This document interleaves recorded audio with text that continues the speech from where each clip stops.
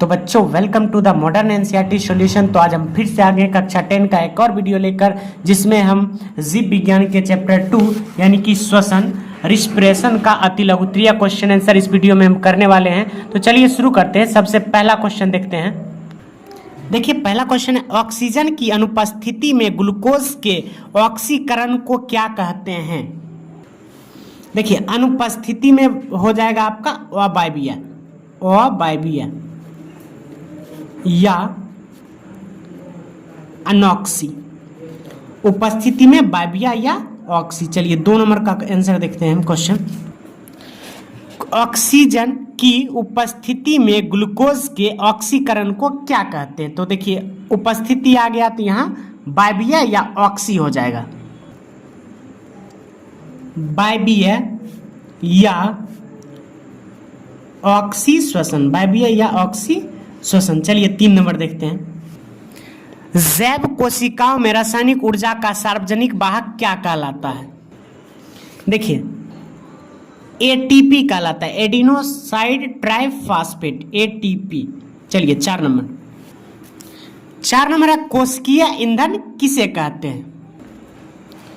4 number देखिए, कोशिकीय ईंधन जो है ग्लूकोज को कहते हैं, कोशिकीय ईंधन ग्लूकोज को कहते हैं। देखिए जिसका सूत्र होता है C6H12O6। देखिए ये सूत्र भी कई बार पूछा गया है और ये क्वेश्चन भी कई बार पूछा गया है कि कोशिकीय ईंधन किसे कहते हैं। चलिए नेक्स्ट 5 नंबर।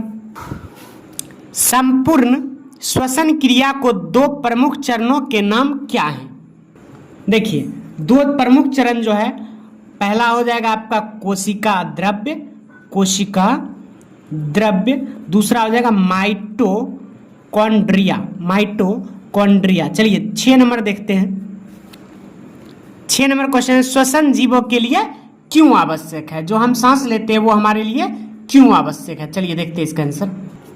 देखिए श्वसन जो है जीवों के लिए ऊर्जा प्राप्त करने के लिए आवश्यक है, ऊर्जा प्राप्त करने के लिए। चलिए नेक्स्ट देखिए 7 नंबर है, श्वसन की प्रक्रिया में उपोत्पाद के रूप में क्या मुक्त होता है। देखिए 7 नंबर का आंसर हो जाएगा CO2 प्लस H2O। चलिए नेक्स्ट क्वेश्चन 8 नंबर। देखिए 8 नंबर क्वेश्चन है, श्वसन को 2 चरणों में किस आधार पर बांटा गया है। देखिए 8 नंबर का आंसर हो जाएगा ऑक्सीजन की उपस्थिति के आधार पर। चलिए 9 नंबर देखिए 9 नंबर क्वेश्चन है, अवायवीय श्वसन किसे कहते हैं। अवायवीय श्वसन किसे कहते हैं। देखिए इसका क्या आंसर हो जाएगा, वैसा श्वसन जो ऑक्सीजन की अनुपस्थिति में होता है उसे अवायवीय श्वसन कहते हैं। देखिए जो उपस्थिति में होता है उसको वायवीय कहते हैं, जो अनुपस्थिति में होता है उसको अवायवीय कहते हैं। 10 नंबर क्वेश्चन देखते हैं। 10 नंबर आपका क्वेश्चन है, वायवीय श्वसन की क्रिया किस स्थिति में आरंभ होती है। देखिए 10 नंबर का आंसर हो जाएगा O2 की उपस्थिति यानी कि ऑक्सीजन की उपस्थिति में वायवीय श्वसन होता है। चलिए 11 नंबर देखते हैं, पायरुवेट का पूर्ण ऑक्सीकरण किस चरण में होता है। देखिए इसका आंसर हो जाएगा आपका माइटोकॉन्ड्रिया। चलिए 12 नंबर देखते हैं। देखिए 12 नंबर क्वेश्चन है, पौधों में श्वसन गैसों का आदान प्रदान किन अंगों से होता है। देखिए इसका आंसर हो जाएगा रंध्रों के द्वारा। चलिए 13 नंबर क्वेश्चन देखते हैं। देखिए 13 नंबर क्वेश्चन है, पौधों में गैसों का विनिमय किस विधि से होता है। देखिए इसका आंसर हो जाएगा विसरण। किस विधि से होता है, तो विसरण से। चलिए 14 नंबर देखते हैं। देखिए 14 नंबर क्वेश्चन है, अमीबा तथा पैरामीशियम में श्वसन शरीर की कौन सी संरचना के माध्यम से होती है। देखिए इसका आंसर हो जाएगा कोशिका झिल्ली। चलिए 15 नंबर नेक्स्ट क्वेश्चन देखते हैं हम लोग। मछली के श्वसन अंग का नाम लिखे। देखिए मछली का जो श्वसन अंग है गिल्स, या इसी को हम लोग गलफरा भी कहते हैं, गिल्स या गलफरा। देखिए 16 नंबर क्वेश्चन है, स्थलीय कीट तथा मनुष्य के श्वसन अंगों के नाम लिखिए।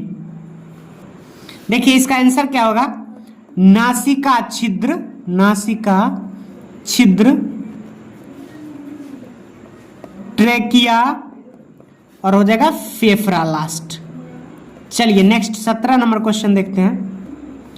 स्थलीय कीटों में पाए जाने वाले श्वसन का प्रकार क्या कहलाता है। देखिए इसका आंसर हो जाएगा आपका ट्रेकिया, ट्रेकिया। चलिए 18 नंबर क्वेश्चन देखते हैं नेक्स्ट। वर्टिब्रेटा के दो ऐसे वर्गों के नाम लिखिए जिनमें श्वसन केवल फेफड़ों से होता है।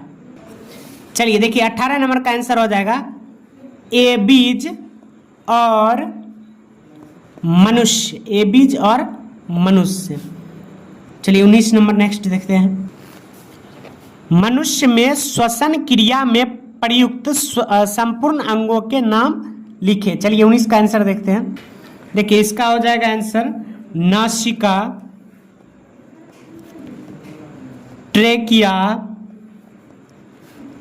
लैरिक्स, फेफड़ा। चलिए नेक्स्ट देखते हैं। चलिए 20 नंबर क्वेश्चन है, फेफड़ों द्वारा श्वसन किन दो क्रियाओं से पूर्ण होता है।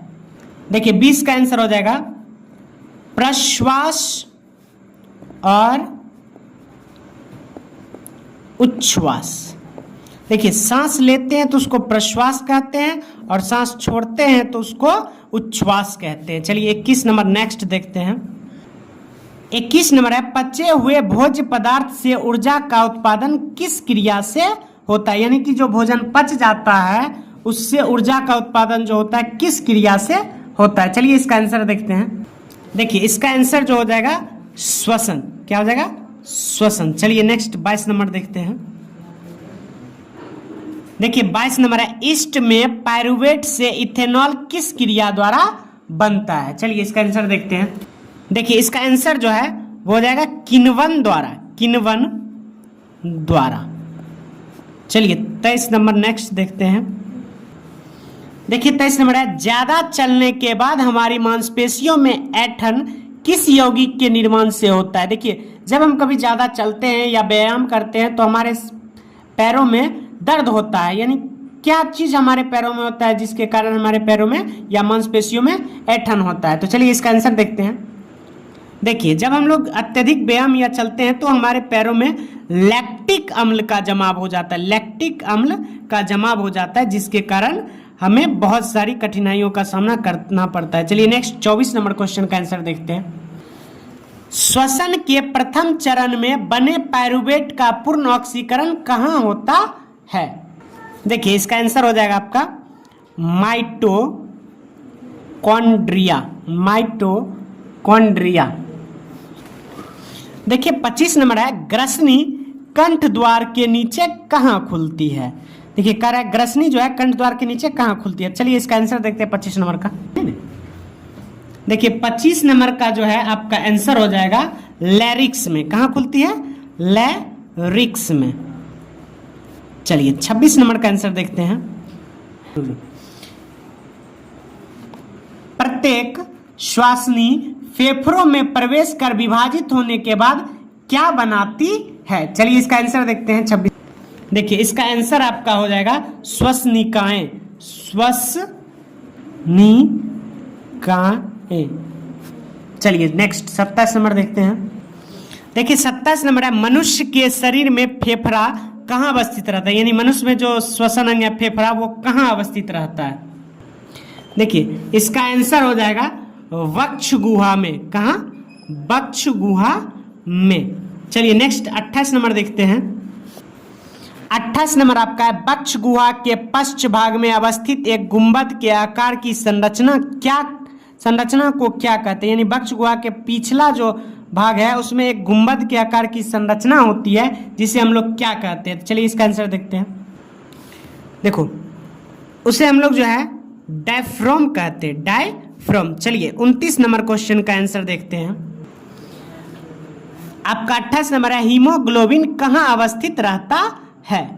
देखिए हम लोग जानते हैं क्या, हीमोग्लोबिन के कारण ही खून जो है वो लाल दिखाई पड़ता है। तो हीमोग्लोबिन जो है रक्त कोशिका में पाया जाता है, रक्त कोशिका, रक्त कोशिका। चलिए लास्ट क्वेश्चन 30 नंबर है, इसका भी आंसर हम लोग देख लेते हैं। देखिए 30 नंबर क्वेश्चन है, रक्त से फेफड़े में आया कार्बन डाइऑक्साइड का बची हवा के साथ निकालने की क्रिया को क्या कहते हैं। देखिए इसका आंसर जो है आपका हो जाएगा उच्छ्वास, उच्छ्वास। देखिए ये अति लघु उत्तरीय आपका यहीं पे समाप्त होता है चैप्टर 2 रिस्पिरेशन यानी श्वसन का। ऐसे ही अति लघु उत्तरीय क्वेश्चन पाने के लिए आप इस चैनल से जुड़ सकते हैं। यहाँ क्लास 9, 10, 11, 12 सबका ऑल क्वेश्चन आंसर आपका कराया जाएगा। तो तब तक के लिए धन्यवाद।